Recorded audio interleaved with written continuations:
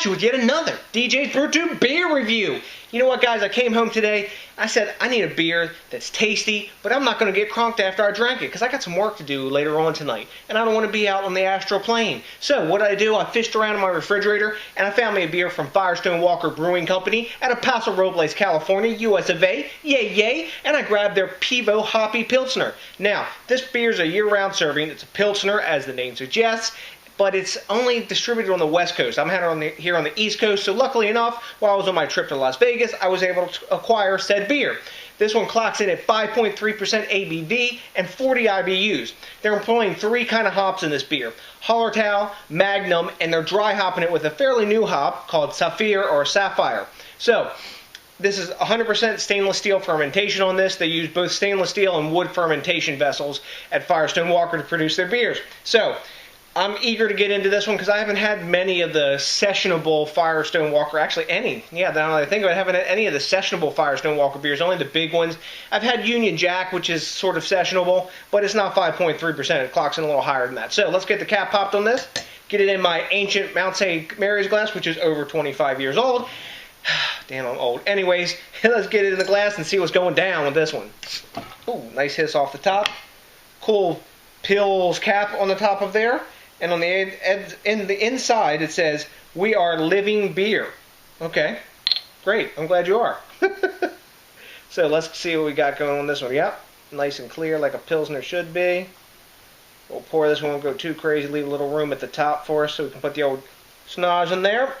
All right, look at that, guys. Crystal clear, light yellow color, what a Pilsner should be. They've used, of course, Pilsner malt in this one, so it's right on cue with the color it should be. It's a really light blonde color. It actually has very faint color. I'm surprised. We've got a solid 2-finger head, really super tight bubbles, a little bit soapy up at the top, crystal white head. I'll hold up to the light here, wipe the chill haze off. Even though it's been dry hop, not a bit of haze in this beer. It's crystal clear. I can see right through it, no problem at all. And it's got a lot of streaming bubbles up from the bottom. That's what you're expecting out of a Pilsner. A lot of streaming bubbles, beautiful white head, great head retention. Look at that bad boy. Wow, nice. So, I try to swirl it a little bit here. You don't get a lot of action out of these Pilsner glasses.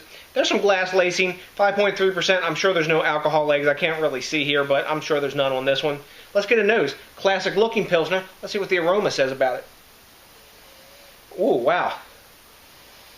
A lot of grassy hops, herbal. Decent amount of sweetness from the malt. Maybe even like a little honey aroma, kind of. And almost some like fruitiness. Like, I don't know if it's tropical fruity, but some fruitiness in the aroma. Wow. This has got a lot of really nice aroma for a Pilsner. Usually they're pretty flat unless they are like the Imperial variety and they put more hops and everything in them. But maybe the dry hopping with the Saphir or Sapphire hops is what is giving it this extra aroma and everything. Let's see what the taste is on this one. I'm right thirsty about tonight. Cheers.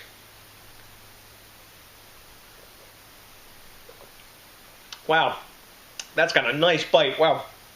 Pilsners are supposed to be crisp, and this one is definitely crisp. Very, very clean.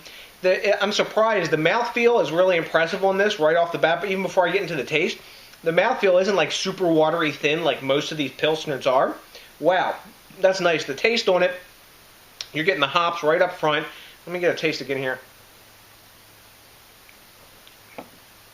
Right up the front of the tongue, it's really crisp. I'm getting some like lemon taste, herbal taste, a little bit grassy. Then after that, in the middle to the back of the tongue, in the middle you're getting like the sweet malt, and then in the back you're getting a dry sort of piney bitter aftertaste, or maybe like a citric lemon aftertaste. Wow. Super easy to drink. The carbonation isn't as aggressive as the appearance of the beer with all the upstreaming bubbles would suggest. Wow, what a tasty brew. Look at that too, guys. This is well put together beer, lots of glass lacing, and I just read on the internet today that this just won a gold medal at the GABF. So, you know, if you're winning a gold medal in this class, which the cool thing to think about with this beer is Pilsners and beers like this, there is nowhere to hide stuff. If your beer sucks, it's going to show through.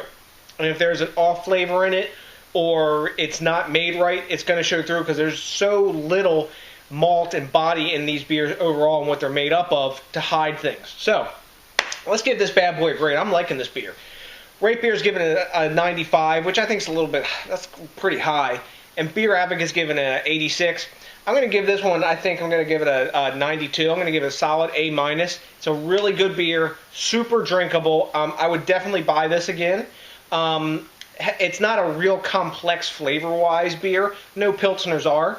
But it's really well made, and I think it's worth the spend. I think a 6-pack of this is like $8.99 or $9.99, something like that. It's a value beer for what you're getting it, and for on a hot day, I'll bet you this would be a champion, and I might even give it a higher grade, more like into the A level. So if you guys have had this, let me know what you think of it. The availability is not huge, but maybe out on the West Coast somebody had it. I'd like to see what you guys think too. So until the next DJs BrewTube, if you could do me a great big favor and think globally and drink locally and support the craft beer movement, help guys like Firestone Walker keep growing so we can get these more new beers like this and variety out there to keep us happy and keep this, craft beer freight train rolling, baby. Until the next DJs BrewTube, I appreciate each and every one of you. And damn, that's going to have to be a big ass peace out!